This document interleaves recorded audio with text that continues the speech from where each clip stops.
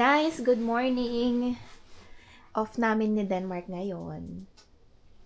Ginagawa siya dun sa sa laptop.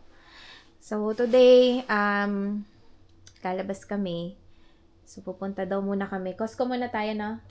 Yes. Costco, tapos di ko alam kung saan. Pero mamaya, saan tayo after Costco? Sa Habitat. Yan, punta kaming Habitat. Pero mamaya baka mag-lunch kami sa sa isang Mediterranean. isang restaurant. Let's add your Microsoft account. Persian restaurant. Persian restaurant pa yun. So, mamaya titingnan natin kung magbabago pa yung plan. Pero yun yung plan for today. And isasama namin kayo. And yun, baka i-vlog din namin today yung along the way, kukwento namin sa inyo yung aming Canada journey. So, 3 years na kami dito sa Canada. So, sa mga bago namin subscribers dyan, dumating kami dito Feb 2023. Exact date, alam mo? Exact date ng dating natin dito. Sa Canada, Feb 21. Sa Montreal. Yun, Feb 21, 2023. So, yun. Along the day, yun, kwento namin isa-isa yung aming mga milestone dito sa Canada. How we made it, ano yung mga, syempre, may mga struggles din, may mga pero ultimately, it's been 3 years. And yun, sa mga subscribers namin na nag-i-aim pumunta dito or nandito na, or may papunta na kayo dito. So, hopefully, may mga information kayong makuha sa aming vlog for today. So, yun lang. Mamaya ulit. Antay ko na lang si Denmark, guys, na nagpe-prepare na siya para, yun. May sinet up siya dito yung yung sa computer. So, yun. Antayin lang natin siya. So, yun nga, yun yung dating namin dito, February 2023. Pa yun, that time, nagsusnowstorm. So, kami sa Montreal. Nagland kami sa Montreal. Then, madaling araw. Yung aeroplano yung nagland, hindi tayo nagland.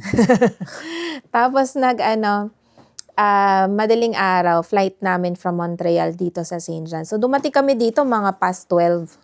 Diba, Han? Mga 12:30, mga ganyan. So, kasagsagan pa talaga ng, yung snowstorm. Buti na lang meron kaming nakilala na taga dito na sinundo kami. So, ang dami din naming dala kasi 4 kami. Tapos, dami namin mga maleta. Buti may mga tumulong sa amin. Kahit hindi kami magkakilala, mga kapwa Pilipino natin. So, mababait yung mga Pilipino dito na marami silang maraming willing tumulong, lalo na sa mga newcomers katulad namin that time. So, yon. Let's go na. Nandito na si Denmark. Ang ganda ng ngayon, ng panahon. Sana magtuloy-tuloy na kasi nung nakaraan nag-snow. May snow na naman ata parating. Etong eyeglasses ko, guys, ayan nabili ko to sa Costco. Tapos dito kasi, hindi katulad sa Pilipinas na kapag kayo ng eyeglasses, nandun na, libre na rin yung pagpapa-check ng kung ilan yung grade ng mata. Dito, talagang yung bayad separate pa. So, yung pagpapacheck ko hindi ka pwedeng bumili dito na walang prescription So, yung pagpapacheck ko ng mata, it cost me 120 CAD. Yung iba ata parang nasa 90 lang or something. Pero ako noon, 120. So, buti na lang meron kaming insurance. Ang insurance namin ay Canada Life. Binayaran nila nagbayad sila ng $96 out of 120. So, yun. And then, yun, after nun, Sa iba ako nagpa-check. Although sa Costco kasi may sarili din silang optometrist. Kaya lang, yun nga dahil madaming pila, ang haba ng aantayin. So, nagpunta ako sa ibang optometrist. Humingi ako ng, yun nga, nagpa-check ako and binigyan nila ako ng prescription.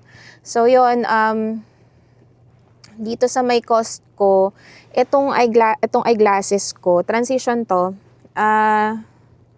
Marc Jacobs, the Marc Jacobs, yan. Maganda. Lahat-lahat, yung frame and yung transition na, na lens, nasa, 279. Tapos, ang binayaran ng Canada Life ay 250. So, not bad. Kaya importante dito na may mga insurance din kayo pagdating nyo dito. Yun, madami kayong insurance na mga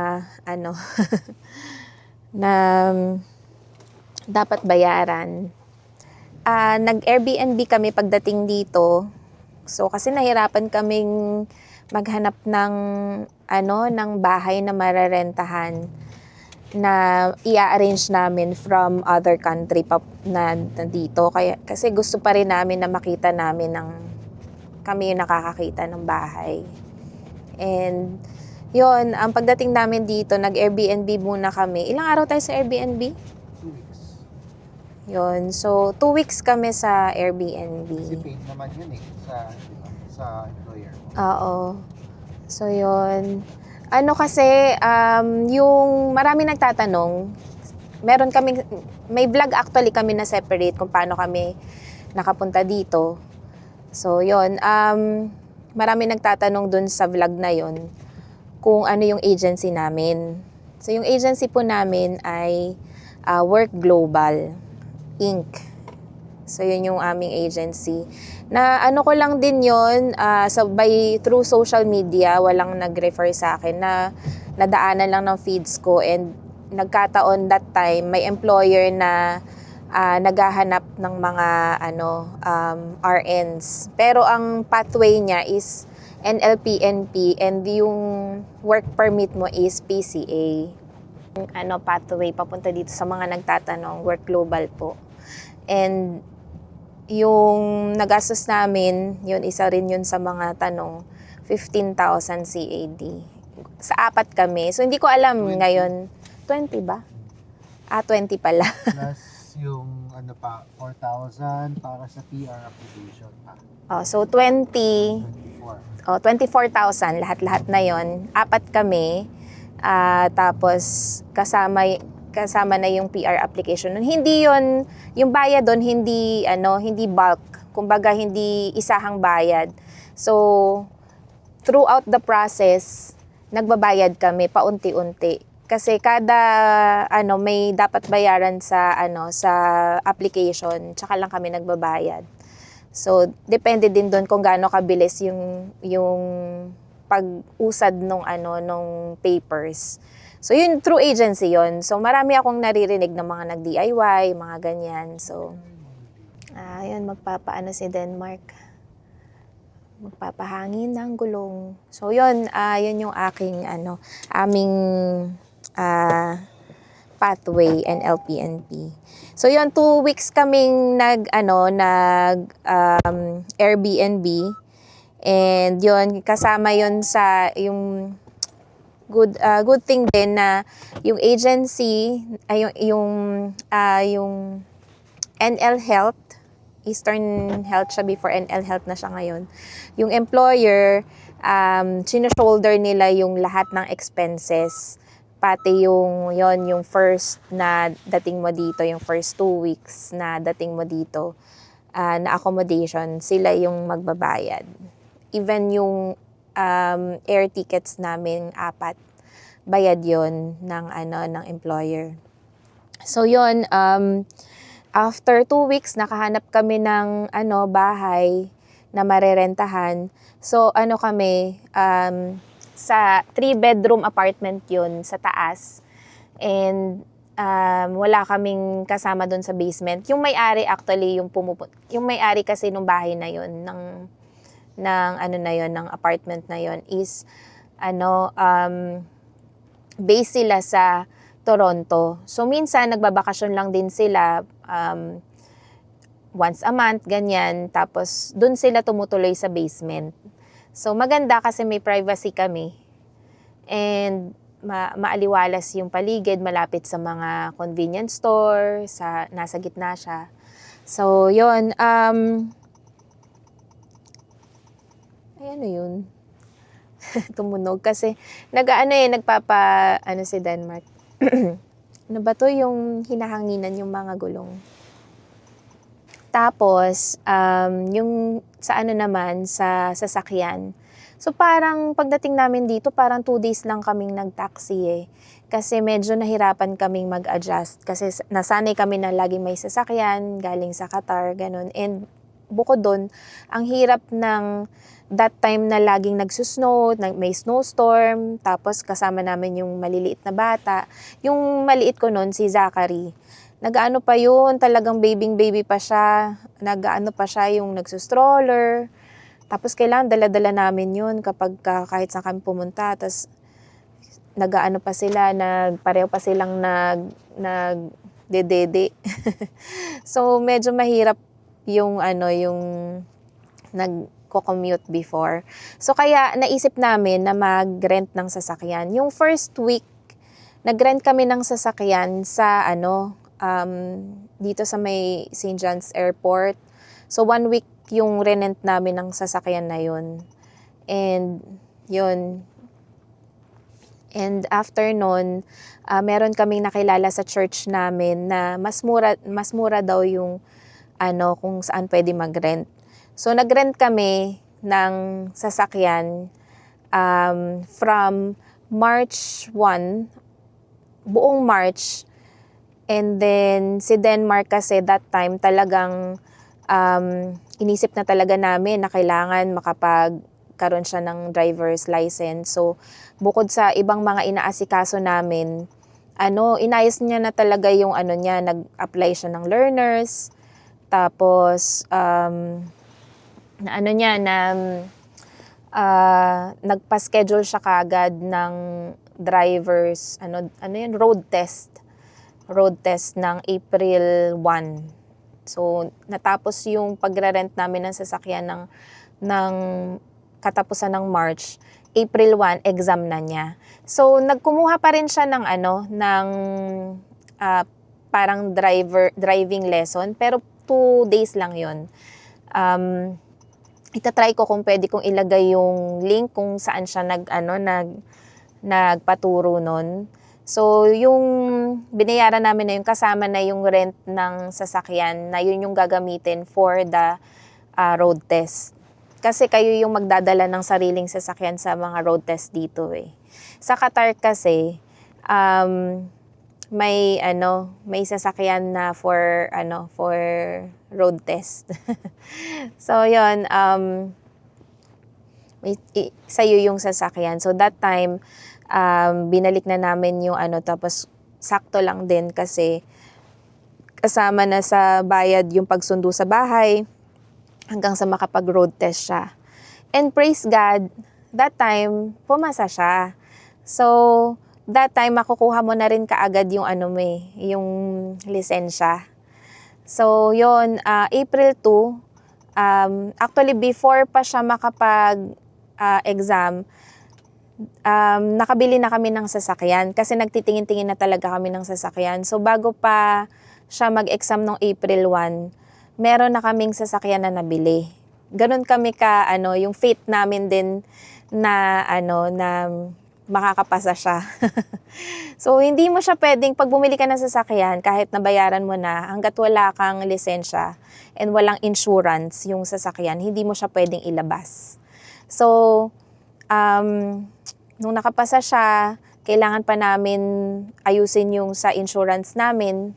Pumunta kami sa ka-operators. And then yun, buti mabilis lang din yung pagbigay sa amin ng insurance. And nailabas namin yung sasakyan ng April 2. Yun, nakuha namin yung sasakyan ng April 2. Tapos yun guys, yung sa ano naman sa sasakyan, yun yung ano, binayaran namin talaga full payment yun. Second hand yun na CX-5. Hindi lang ako sure kung talaga kung magkano exactly yung binayaran namin. Mamaya pagka dating ni Denmark, tanong natin sa kanya. And yun, tsaka kung anong year yung CX-5 namin na yun. Yun, kung pwede ko ma-insert dito kung ano itsura ng sasakyan namin. Kasi kailangan ko pa hanapin yung picture nun eh. Parang ano ata yung brown na ano, CX-5. Yun. Busy si Denmark, nag-ano siya eh. Nag-inflate ng mga ano ito. Yan. Nag-ano siya. Nandun siya sa baba. Yun oh. Ayun. Ayun siya oh. Yun. Nag-ano siya ng mga gulong. Yan. Ano kaya yun? Ba't may interact? I-ano natin. Tanong natin siya mamaya kapag pagbalik niya. So guys, ayan, nandito na si Denmark. Tanungin natin siya ng ano. So yung CX-5 natin nun, anong year yon? 2016. 2016. Okay. Tapos magkano bayad natin? Ang price niya 18,000. Parang 18,900 na yan. Parang 19,000. 19,000 tapos lahat ng binayaran natin kasama tax nasa 22. Okay. Itong, yung pagtitrade ng sasakyan, magkano yung, ay hindi pala, sa ano pala yun? Sorry, mamaya. Ano pala, so bayad namin is 22,000. 22,000 kasama tax. Yun yung ano namin, yung kinash namin yun. Wait lang. So yun, tapos that time yung insurance namin, sa nagko-operators na tayo din no? Sa CX-5 natin no? Oo. Co-operators yung CX-5 namin. Tapos pinaano namin yon third party, tama ba? Third party. Yung about sa insurance, pwede ka mag third party kapag ano mo na, fully paid mo na yung isang sasakyan. Pero kapag yung sasakyan mo is binabayaran mo pa siya, hindi mo pa siya ano, parang naka-financing siya, yun pala yung correct term. Kung naka-financing siya, kailangan dito yung ano mo, insurance mo is comprehensive. So yun. Yun ang aming about sa sasakyan. So yun. So ang sumunod naman, so ang dating ko dito, ano ako, naka work permit, yung mga bata naka ano, TRV no? Naka temporary visa. Temporary ba tawag doon? Temporary resident visa. Tapos si Denmark naka open work permit. So yun, ang ano namin, yung ano tawag doon, yung pathway namin is through NLPNP. Tapos yun, ang dating ko dito, naka ano ako, ang work ko dito pagdating is PCA sa NL Health. So dati Eastern Health siya, ngayon NL Health na. So government hospital po yun. And yun, naging PCA ako from pagdating and yung buong March and hanggang April 26. So hanggang last week ng April. So yun yung aking trabaho. Kasi yung kwento din nitong pagiging PCA ko, bago pa kami makapunta dito sa Canada, inayos ko na talaga yung ano ko, yung NNAS. Yung NNAS, yun yung parang body na magre-review ng educational background natin. So that time, since it takes time talaga yung, alam ko ngayon may iba ng mga nagre-review na ano, mas mabilis na, pero nung time ko pa, nang nagpa-process pa ako, NNAS lang talaga, and it takes time.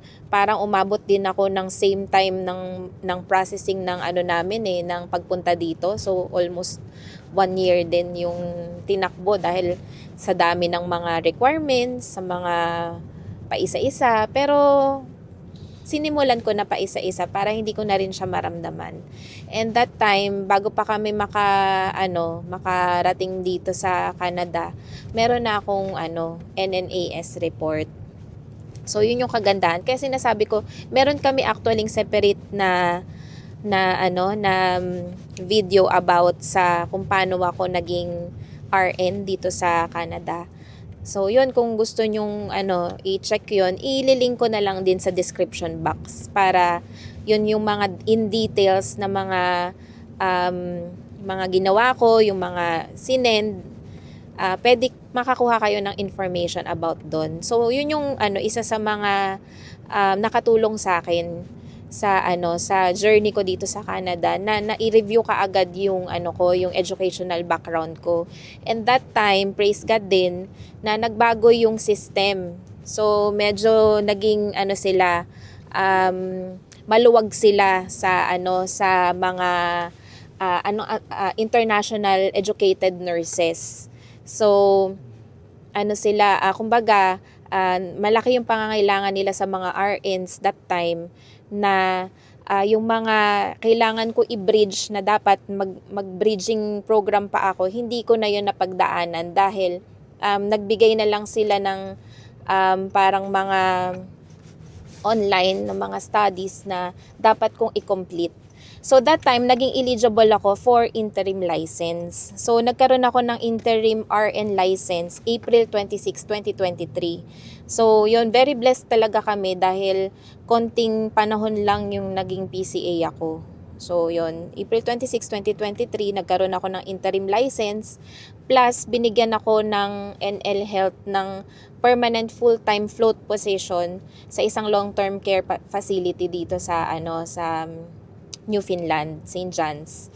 So, yun yung aking magandang nangyari sa amin pagdating pa lang dito sa Canada kasi hindi sa totoo lang mahirap maging alam mo yun, magsimula sa isang bagong country kahit pa sabihin mong Canada siya, 'di ba? Talagang marami kang dapat na i-adjust. And especially kung kasama mo yung mga maliliit mo pang mga anak, 'di ba? And buong family. So medyo malaking adjustment para sa amin. Kasi nasanay kami na kumbaga comfortable naman din sa Qatar talaga. So yun, malaking bagay sa amin yun, yung interim RN license and yung position na nagkaroon ako kaagad na permanent full-time RN position sa So although float siya, okay lang. So yun. Ang next na naging milestone namin after that is ina-apply na namin that time si Mami ng ng visiting visa dito sa Canada. So that time nakakuha kami ng approval ng visiting visa ni Mami noong August 4, 2023. So 2023 talaga is a year of so many answered prayers sa amin. So yun, talagang naging madali lang din sa amin yung application ng visa ni Mami. Meron lang kami nung binayaran na agency sa Pilipinas na naka-base. And yun yung tumulong sa amin para Hindi naman siya agency, tao lang. Yun, tao lang daw. Marunong lang siyang kumbaga sideline niya lang. Marunong lang siya mag-file. Yun, marunong daw siya. Marunong siya mag-file nung visitor visa, nung mga visa. Yun. Especially mga visitor visa. So yun, meron kaming binayaran na tao na 15,000 yung binayaran namin, 15,000 pesos. And yun, tinulungan niya kami ng process. And yun, naging madali para sa amin. Parang yung mga kailangan natin, natatandaan mo pa ba? Yung mga Documents. yung mga documents. Mga NBI clearance, tapos nag-submit din si Mami ng bank certificate. Tapos yun lang. Tapos yung letter of invitation, letter of intent. Pero that time hindi siya hiningan ng dahil siguro visit visa, hindi siya hiningan ng ng medical, ng insurance. ng health insurance.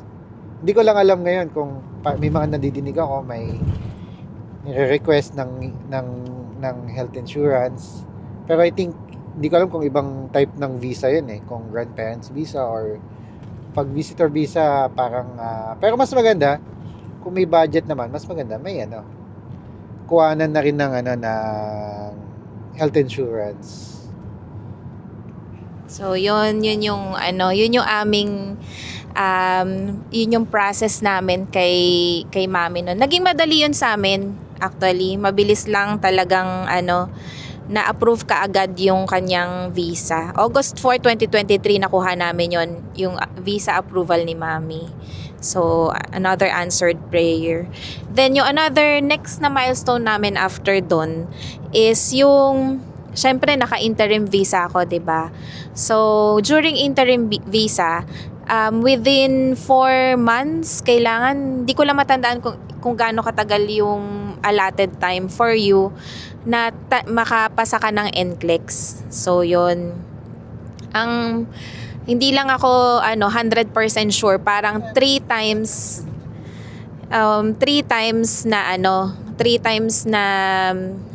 dapat attempt na yung attempt na pwede, parang ganon.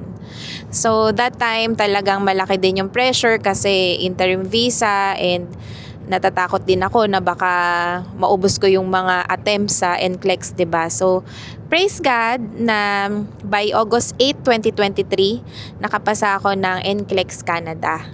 So yun, isa din yun talaga sa habang nagtatrabaho ko bilang RN, interim license na RN.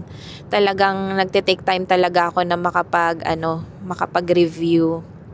So sa mga mga nagtatanong din na kung ano yung mga ginamit ko na pang review. So yung ko noon, bumili ako noon ng UWorld na yung mga power, yung Q-Banks, ganyan. And yung sa ko naman, sa theory, ang gamit ko nun, ano nga ba yun? Nakalimutan ko yung, ano nga ba yun? So, yun. Meron akong, vlog, sa vlog ko nakalagay dun yung, yung ginamit ko na review. Pero yun, UWorld and nakalimutan ko talaga. Mamaya baka maalala ko. Pero yun, yun yung gamit ko noon. And talagang ang pinaka ko lang talaga advice ko sa mga nagre-review ng NCLEX is mag-stick kayo sa wag, kasi nakaka-overwhelm. Madami kayong mga resources, 'di ba? Ang daming mga nagsasabi kasi pagka masyadong ma-overwhelm na rin yung utak mo sa maraming information, mahirap makapag-concentrate. So, relax lang kayo, tapos mag-stick lang kayo sa iisang review or review center. And kung may separate kayo na Q-Banks, yun, mag-stick lang kayo doon. Huwag nyo masyadong i-overwhelm yung mga sarili nyo. Kasi minsan kapag masyadong madaming information, kakaroon kayo ng information overload. Tapos malilito na kayo, hindi na kayo makapag-focus. And don't forget to be kind to yourself. Ka pa rin, lumabas pa rin kayo. Huwag ka masyadong alam mo yon, yung masyadong nagpapa-pressure. So, yun ang aking pinaka-advice sa mga nagre-review ng NCLEX. So, that time, nakapasa ako August 8, 2023. So, isa yun talaga umiyak talaga ako nung nalaman ko nakapasa ako. So, yun, nakakatuwang alalahanin yung ganong yung journey ko na yun. So, yun. So, yung next namin na milestone is yung aming PR approval. So, October 5, 2023 kami na-approve ng PR. So, isa pa yun sa question. Kahit kami, akala namin kapag PR pagka the time na na-landed ka dito sa Canada, parang ano ba tawag na, para mare-retro yung bayad sa CCB. So, yun yung akala namin. Pero, ang for clarification, retro siya. For example, kami, na PR kami nung um, October 5, 2023. Tapos binigay yung CCB namin after 3 months. Retro siya from October. So hindi po siya retro from the time na landed kayo dito. Not unless landed kayo as PR. Tapos nabigay sa inyo yung CCB nyo very late na. Ano yun? Ire-retro yun from the time na landed kayo. Pero hindi na PR. Pero hindi dahil na landed kayo, yun yung time na ire-retro yung CCB, hindi po. Yun din yung isa sa mga tanong namin that time. Akala namin ire-retro. So yun yung aming about sa sa PR namin and yung sa CCB. So inano ko lang yun kasi isa yun sa mga tanong namin that time. So malapit na kami dito sa Costco. Ito na yan. Yan. Malapit na sa Costco.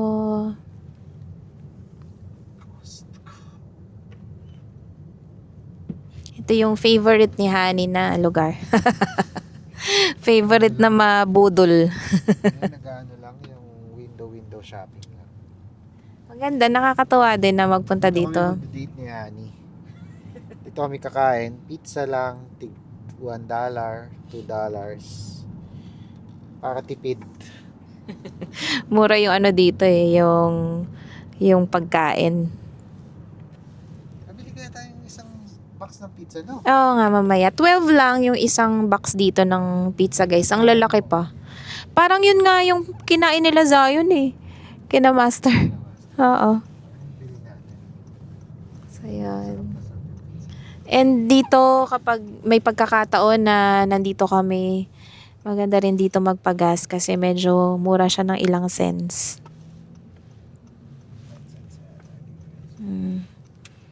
So, yan. Ito yung nila, yung sa gas. Ayan, dito tayo. Maghanap tayo ng parking.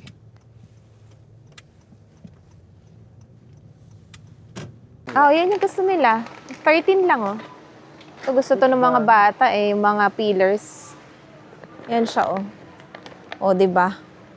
Ang laki na. Yan yung mga gusto nila.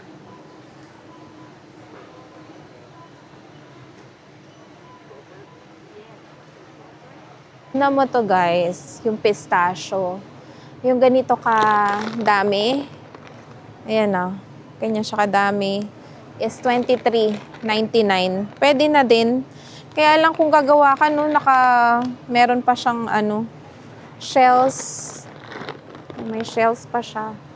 Even ito, 24 naman to, wala na siyang shells. Ito, 680 grams. $13.99. Magkano to? $15.99.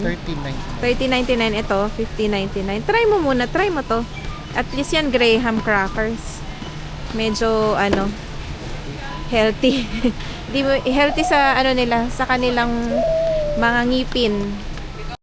So, ito 13 to, guys. 28 packs. $13. 13 CAD. Gusto ko sana. Magkano yan? $16.99. Doon sa upuan, sa Anong upuan? yung instant na carpet ni Zion. O sige, bumili ka nga. O sige, ako na bibili. Para sa'yo. Anong gusto? Dalawain mo na.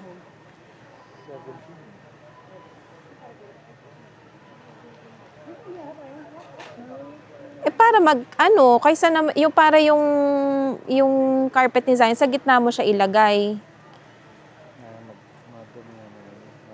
Ng comforter, ng pajama set, 18 lang. So guys, pambata ba to? Hindi, pang matanda. 18 lang. Oh, ito ang ganda. Small nga lang. Oh, 8, to? $18.99. Yun siya. Para maganda, no? Anong texture? Para mas maganda to. Kaya nga, Kaysa dito. Mas ano to. hindi kung dadaan-daanan na ng gulong ng ano. Hindi. Siyempre Pero yung yung paa paa mo. Ito na lang. Itong kulay, ito, same ko. Oo. I-imaginein mo nga yung kulay na ano natin is brown.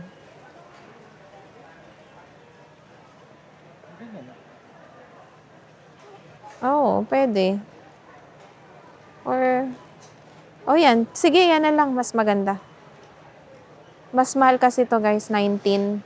Yun kanina, 16. Pero parang mas maganda yung ano niya, texture niya. Pag mag-aano ka sa paa. So, yung ano niya. Ito maganda siya eh. Yung texture nung ano guys, oh. O, tingnan mo yung magkano yung ano natin, honey. Ganito yung atin, oh. Yung ano natin. Tingnan mo, Samsung. Oo. Diba? Tingnan mo, 349. Ganito yung ano namin. Yung aming ano. Tapos yung ganito, tingnan mo, 1,199. Yung ganitong dalawa lang. Ay, hindi. Oo, tingnan mo, di ba? Kasi yun, masyado na yung ano eh. Ito, di ano, maganda. Oo, di ba? Mas maganda ba yung ganito? Oo. Gasta. 1,199 yan, guys. Ay, tingnan mo to yung Galaxy Tab. 378.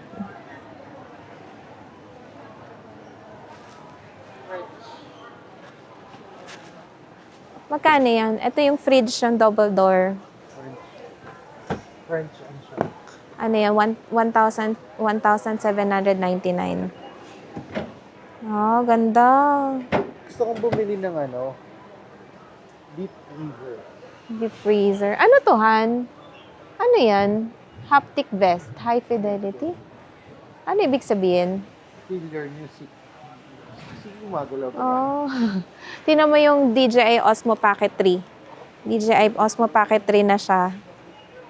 Ano, 589. Yung ganito, 589 guys. Oh, ito yung ano, oh. Ito yung Insta. Insta naman to. Insta 360, 749. Yan siya.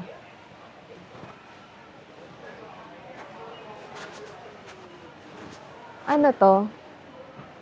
13. GoPro. GoPro is 539.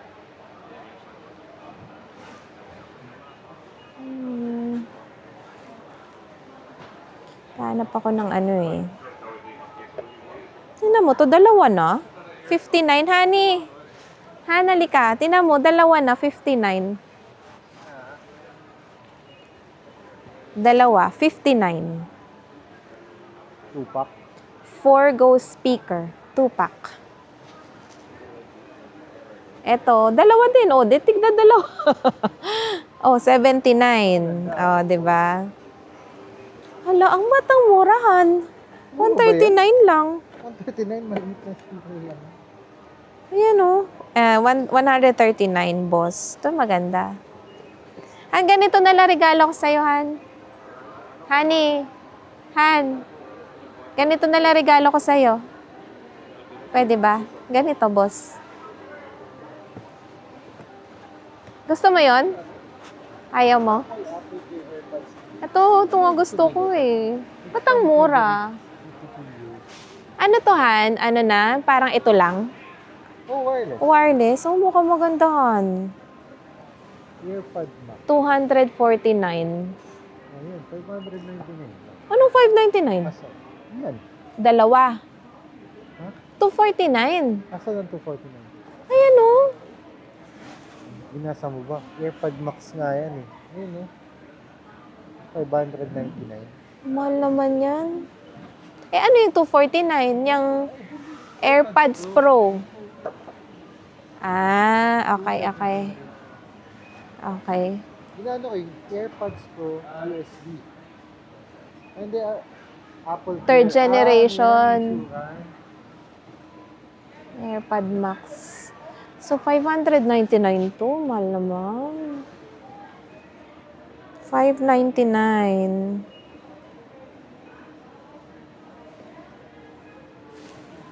Mahal naman. Gusto mo nito, Han? Lagi ka nakaganito, wala ka na maririnig.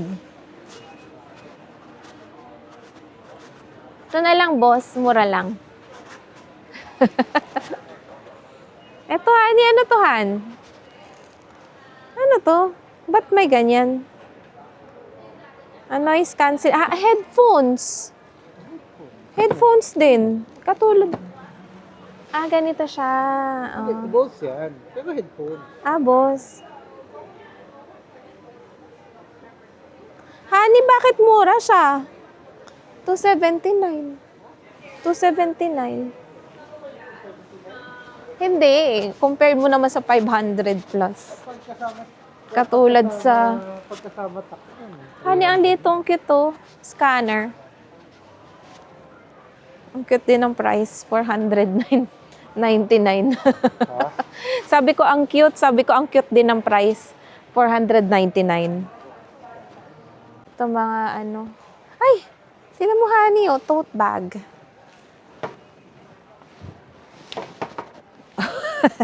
Pang picnic, guys. Di ba? 29. 29, honey. Tote bag. Ganyan siya. $29. Ito yung gusto niya. Yung KitchenAid na mixer. Kung gumawa 399. Gusto daw niyang gumawa ng Spanish bread. Spanish bread. Gusto mo kanya regalo? Gusto mo kanya regalo? Sabi yatang malaki ko eh. Hindi, tama lang yan. Special gift. Oh, merong special gift. Gusto mo? Ito. Tumatandaan ko talaga. Rice cooker. Yun talaga yung gusto niya. Yung mixer. Ang cute nito. 39.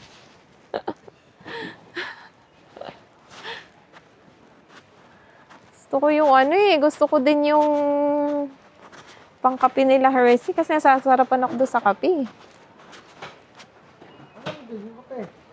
Yeah. Yun guys, nandito na kami sa labas. Ang ganda ng araw. And ito yung mga pinamili namin. Yan, bumili si Denmark ng niya, plugs ba yan tawag dyan. Tapos yung football shoes. Tapos yung Merrell sa akin. Tapos yung mga pambaon ng mga bata. And ito yung kanina. Binili namin yung carpet. Accent carpet. Yan. Tapos yung chicken lang. Maganda bumili ng chicken dito eh. Yung ganyan, no? Yung madamihan na. Kasi, mura na rin, no? Just, lang, 14 lang. Yan, no? Medyas. 10 pairs. Yo, Tommy. 14. Uy, gusto ko yan. Yung ganyang medyas. Ito, lang, 14 lang. 14. Tapos ito, 17 ata to. Etong ko. Ito. Itong manipis na jacket. Hindi kasi pwede ko rin kasi itong pang duty. Jacket ko sa duty. Kasi sabi ko dito lang talaga ako nakakabili ng mga sa uniform eh. Yan. So, yun yung mga napamili namin, guys. Yun, ang ganda ng panahon, guys. Thank you, Lord. At pareho kaming off ni Denmark today. Ma-enjoy namin yung weather. So, ang total ng binayaran namin, surprise, 295. Yan, yung mga namin. So, yung tax is 31.78. 295. Malaki naman yung tax sa Pilipinas. 12% pa. So, ilang items yung nabili namin? 1, 2, 3, 4, 5, 6, 7, 8, 9, 10, 11, 12, 13. Starbucks ka, Han? 13 items, 295. So, yun ang aming Costco for today. Yun. Yung ibang mga kasi itong Costco na to, iisa lang to sa buong Newfoundland. Kaya, yung iba, galing pa talaga sila sa malalayong lugar. Kaya, pag namili sila, madamihan talaga by bulk. And yung Costco na to, siya yung pinakamalaking Costco eh. Sa buong Canada? Sa Tama ba? kahit Sa buong Canada? sa buong Canada, siya yung pinakamalaking Costco. Kasi nga naman, yung Costco na to, sa buong Newfoundland na. Hindi katulad sa ibang mga provinces, may kanya-kanya silang Costco. So, talagang malaki yung Costco dito dahil maraming taong nagpupunta. So, yun. Ngayon, pupunta lang ako ng Starbucks. May pa ding ice, no? Bili lang ng gusto ko talaga tong yung Walang daan dito na eyeglasses. Dito ka ba mag-Starbucks? O sige, doon na lang sa atin kung saan ka makaka Wala Doon na lang sa may bandang. Punta tayo sa Stavanger. Doon na lang. Kasi punta tayo ng Old Navy. Yun. Nabilan namin ng football shoes si Zachary. Mura lang kasi doon sa Sports Check 44 ang football shoes. Dito 29 lang. Yung football, actually dalawang football shoes yung binili namin kay Zion tsaka kay Zach sa Sports Check. Kaya lang na-realize namin mas kailangan ni Zachary yung normal shoes. Kaya pinapalit namin siya ng normal na sapatos. So wala siyang football shoes. Nakakita kami ng mura dito. Binala na rin namin siya kasi nga kung maglalaro sila, maganda yung grip nun para hindi siya madulas. Madulas kasi madulas sa sa mga damo. Kaya nga. Tsaka kung sakaling maisama ko sila ngayong, mura lang naman yung sa summer na parang summer football activity. Kung okay siya sa mga schedule namin ng alis, baka i-enroll ko silang dalawa. So, may CCB naman silang dalawa. So yun, yun, mamaya ulit guys. Naka 360 na kagad naman. Ayan, oo nga kita. May rainbow sa nakapaligid sa araw guys. Ayan siya oh. Ganda no.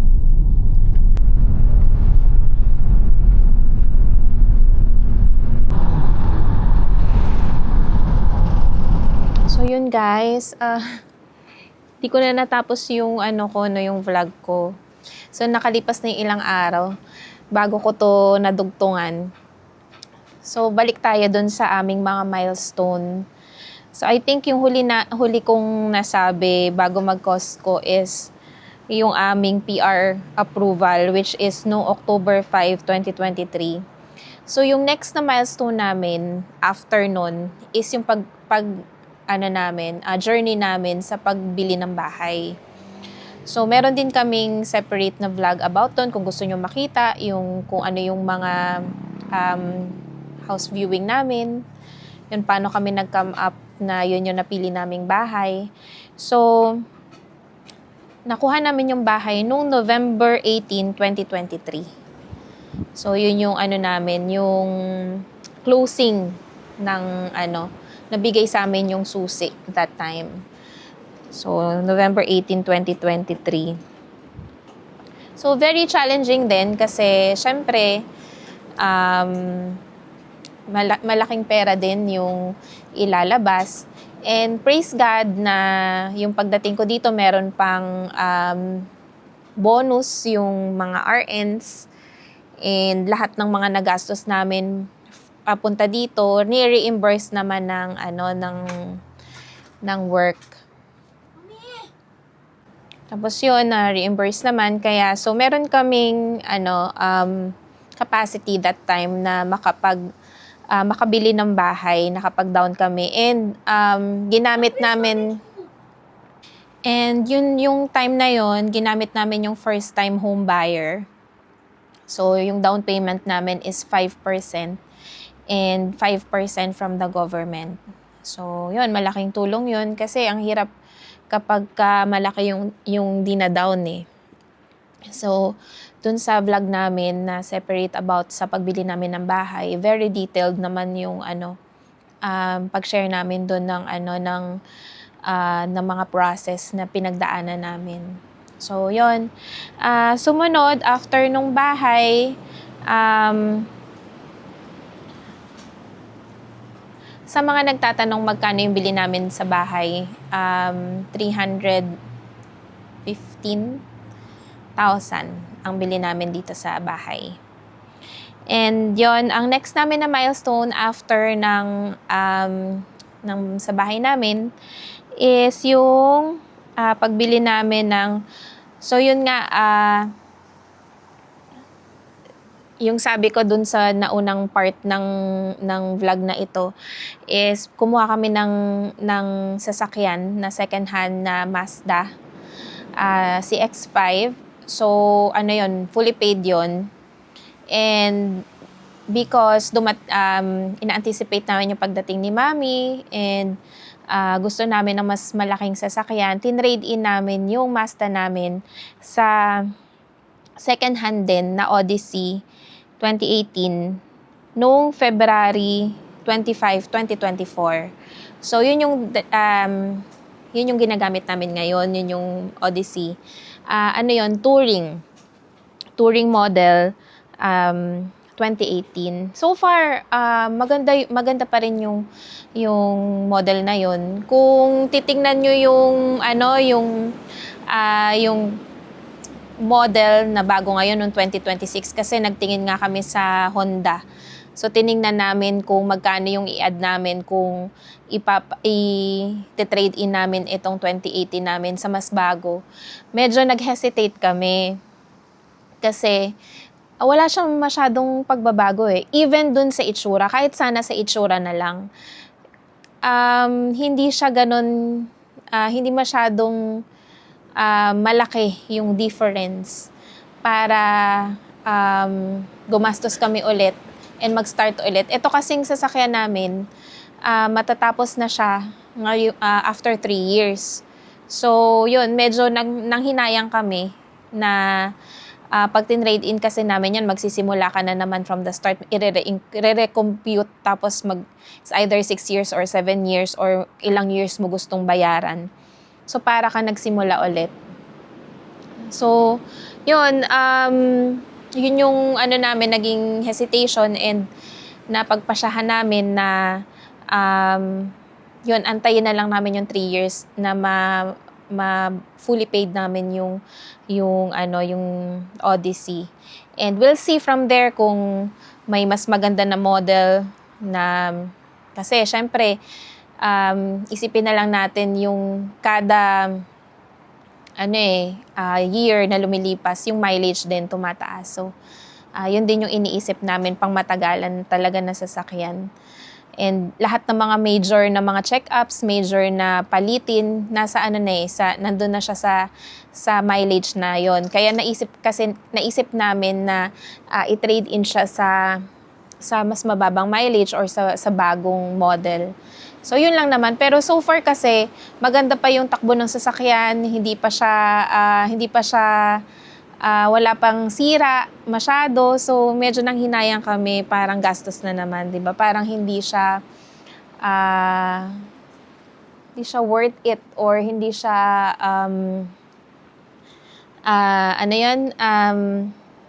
practical para kumuha na naman ng bagong sasakyan. And kapag nagpalit kasi kami at pinalitan namin ng mga mas bagong model, mag-a-add kami sa insurance namin ng another $70.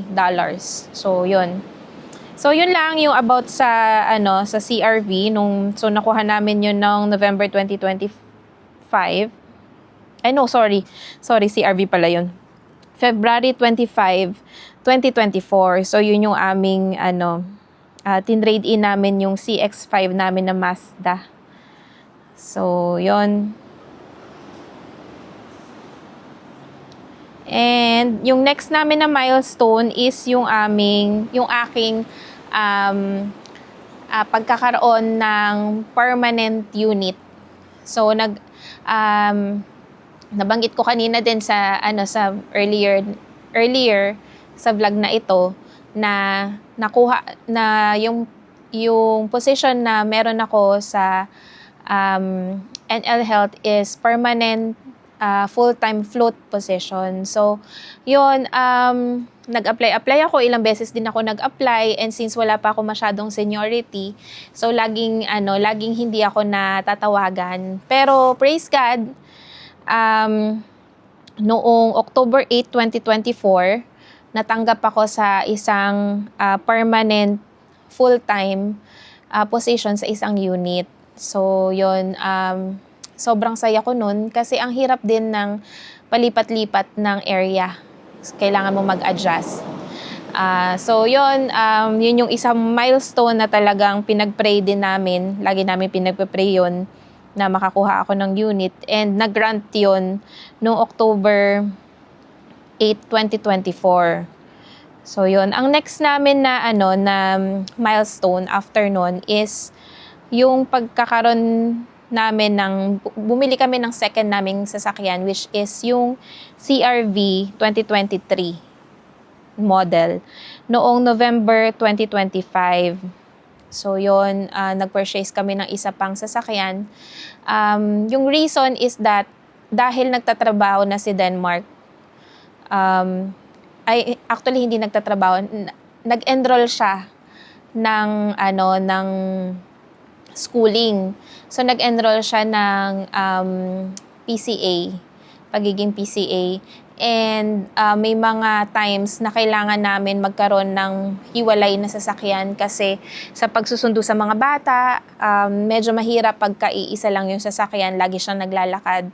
So, naisip namin magkaroon pa ng isa pang sasakyan, kaya bumili kami ng CRV 2023 noong November 2025. So, marami nagtatanong sa amin about sa insurance. Sa insurance, kung magkano yung insurance namin. So, sa mga nagtatanong about sa aming car insurance, sa dalawang sasakyan, sa CRV and sa Odyssey, ang total ng car insurance namin is 567.87 CAD. So, ang car insurance namin is cooperators. So, yun po. Bumaba yun ng bumaba kasi lahat ng mga insurance namin, doon namin, binundle namin sa kanila. Kaya bumaba yung aming insurance. Yung house insurance namin, yung life insurance, yung critical insurance, lahat doon namin kinuha sa kanila. So, bumaba yung monthly namin sa insurance sa dalawang sasakyan. And yun ang aming milestone. Meron kaming dalawang sasakyan. And yung pinakahuli na answered prayer sa amin and another big milestone sa amin is yung pagkakaroon ng trabaho ni Denmark. So, yun nga, nasabi ko nung nakaraan talaga, parang ang tagal na, no? Sinabi ko kanina na ang hangin, grabe naman. Ang ganda ng panahon, pero sobrang hangin. And, ayun, yung tungkol dun sa, pagbili namin ng pangalawang sasakyan, o pagkuha namin ng pangalawang sasakyan, kasi dahil nga, nag-aaral si Denmark ng PCA, di ba? So, yung another answered prayer namin, which is this year lang, nung pumasok yung January, natanggap siya sa trabaho, sa NL Health din, and IT yung nakuha niyang position, and which is, we are very thankful, kasi akala namin talagang kailangan na mag-shift ng career ni Denmark, na mapunta na siya sa healthcare. Although, maganda din naman kasi talagang in-demand yung healthcare dito para mag-PCA siya. Pero mas maganda pa rin talaga yung kung ano yung napag-aralan niya. And yun, so natanggap siya sa trabaho as IT in NL Health nung January. Pagpasok ng taon ng 2026, natanggap siya. So, we are very thankful sa lahat ng mga milestone na naranasan namin, and I just wanted to share, and we just wanted to share yung mga milestone na yon sa inyo, and hopefully, yun, iba-iba tayo ng journey, and kayo din iba-iba ng journey, so it's just to inspire and magbigay ng information sa inyo. Yung ano namin, yung journey namin dito, yung mga milestone namin dito. Matagal, pero yun, kailangan mo talaga ng maging matyaga. Kailangan mo talagang maging masinop sa sa pera. And yun, yung lahat ng decision making, syempre we have to pray for it. And pag-usapan, and wag basta-basta na lahat ng mga big decisions kailangan mo talagang pag-isipan ng maraming beses. And yun ang sabi ko, hindi lahat ng tao ay para sa kanila yung Canada. So, yun, kanya-kanya tayo ng timeline and journey. And yun, yun lang, ang tagal bago ko nasundan at natapos itong aking milestone. Talagang sinulat ko pa talaga para yung timeline ay maayos. And mga nakalipas na siguro yung ilang weeks bago ko nasundan yung yung huli kong vlog. And ngayon naisip kong mag-vlog. Nandito ako sa backyard namin. Ang ganda ng panahon kasi ilang araw na ulan, snow, ulan, araw, yun. Pero ngayon maganda yung araw na hindi ganun kalamig, and at the same time talaga siya. Kaya mong lumabas ng kahit wala yung jacket. Yun lang, masyadong mahangin. Masyado siya mahangin. So, nandito kami sa labas, and sa susunod namin na vlog, i-share namin sa inyo kasi isa-set up namin ulit yung backyard. Ang daming dapat linisin, and hopefully ma-vlog ko yun. And yung project namin, may project kami yung lalagyan namin ng parang platform yung dito sa may likod na backyard namin eh. So, yun, sa susunod na lang ulit yun na vlog. And yun lang, maraming salamat, and hopefully ma-upload ko na to. Thank you sa lahat ng mga subscribers namin, and God bless sa inyo. Mag-ingat kayo lagi, and thank you, bye!